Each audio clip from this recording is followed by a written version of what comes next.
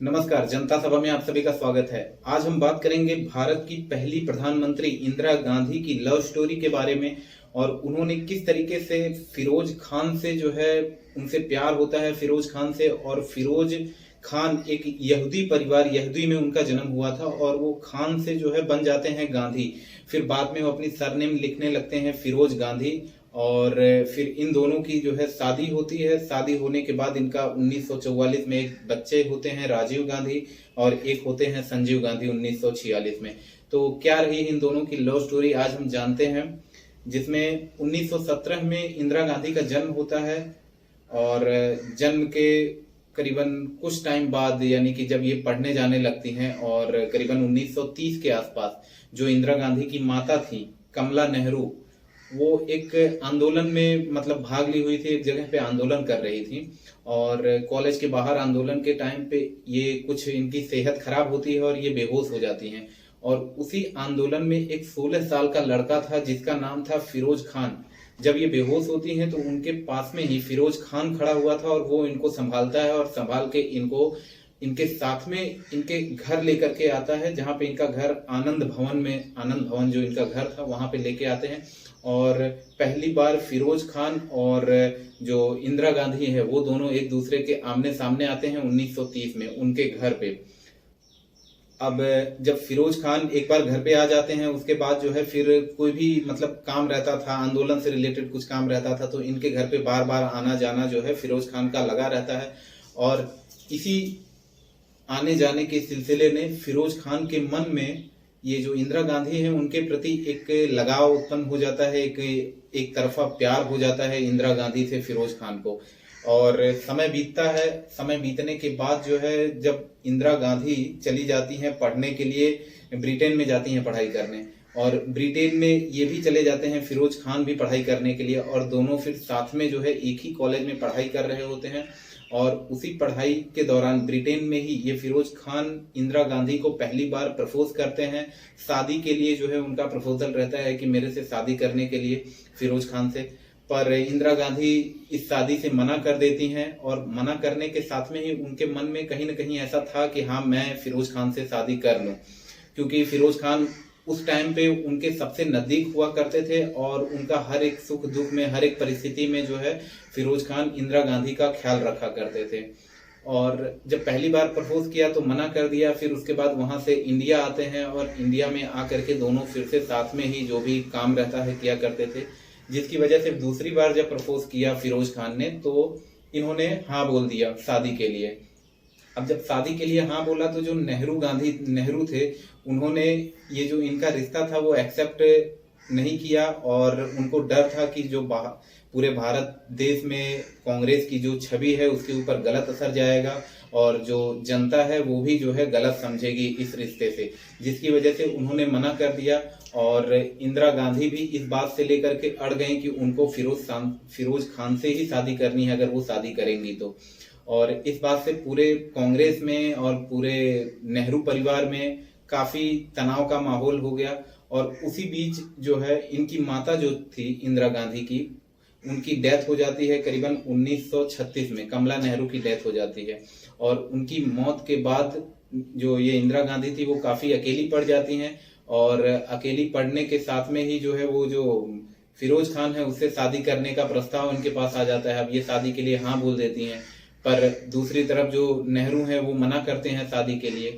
पर इस बीच महात्मा गांधी ने नेहरू को काफी समझाया और समझा बुझा करके ये जो इन दोनों का रिश्ता है उस रिश्ते के लिए नेहरू को मंजूरी मतलब नेहरू को मनवा लिया गांधी जी ने। और गांधी जी ने ये जो फिरोज खान है इनका जो सरनेम था खान था, इसकी वजह से गांधी ने इनको एडॉप्ट किया, इनको मतलब अपना बेटे के रूप में इनको स्वीकार किया, जिसकी वजह से इनके नाम के पीछे फिरोज गांधी नाम सरनेम यूज होने लगा। जब ये फिरोज गांधी बन गए उसके बाद इंदिरा गांधी ने इनसे शादी किया और 1942 में ऐसा बताया जा रहा है कि दोनों की शादी होती है। और शादी के बाद जो है जब ये दोनों मतलब फिरोज गांधी बन जाते हैं और इंदिरा गांधी, दोनों की शादी होती है। शादी होने के बाद 1944 में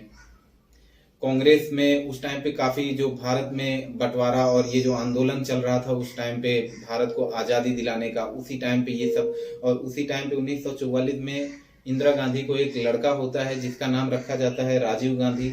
फिर 2 साल बाद 1946 में एक और लड़के होते हैं जिनका नाम संजय गांधी रखा जाता है।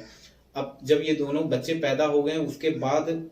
फिरोज गांधी से इंदिरा गांधी की दूरियां बढ़ने लगी और ऐसा बताया जा रहा है कि फिरोज गांधी का किसी और महिला के साथ में कुछ रिलेशनशिप हो जाता है, जिसकी वजह से इंदिरा गांधी को ये बात पता चलती है कि उनके पति का किसी और के साथ जो है रिलेशनशिप में है वो, जिसकी वजह से ये फिरोज गांधी से अलग होने लगती हैं और वो वापस अपने पिता के साथ में मतलब कि आनंद भवन में रहने चली आती हैं। और आनंद भवन में रहने के साथ में ही वो नेहरू के सेक्रेटरी बन जाती हैं और उनके साथ में ही इनका रहना और हर एक चीज जो है करने लगती हैं और पूरा पॉलिटिक्स किस तरीके से है क्या है वो सीखना उनका शुरू हो जाता है। और उनका जो रुझान है इंदिरा गांधी का वो भी इस तरीके से गद्दी की तरफ कहें कि भारत में जो सियासी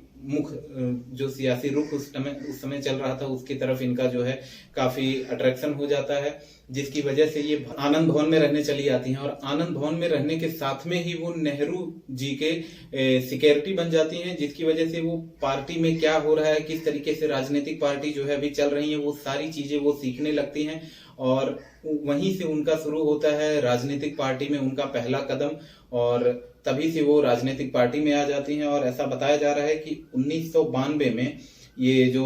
फिरोज गांधी थे उन्होंने पहली बार जो है वो भी पार्टी में शामिल हो जाते हैं और रायबरेली से वो सांसद बन जाते हैं। और उससे पहले जो है करीबन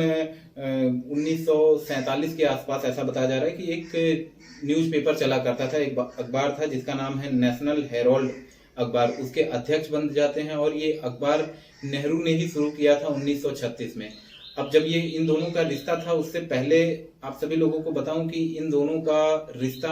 नेहरू को कभी एक्सेप्ट नहीं था, ना ही शादी से पहले एक्सेप्ट था और ना ही शादी के बाद एक्सेप्ट था, क्योंकि ये अपने जो दामाद थे उनको कभी पसंद नहीं करते थे नेहरू गांधी फिरोज गांधी को, जिसकी वजह से इन दोनों के बीच में हमेशा दूरियां बनी रहती थी और उसी का शिकार बनती रहती थी हमेशा इंदिरा गांधी। और वो भी जो है कभी ना ही अपने पति के साथ में जो है अच्छी तरीके से रह पाती थी, और जो है अगर पति से मतभेद रहता था तो अपने पिता के साथ में आकर के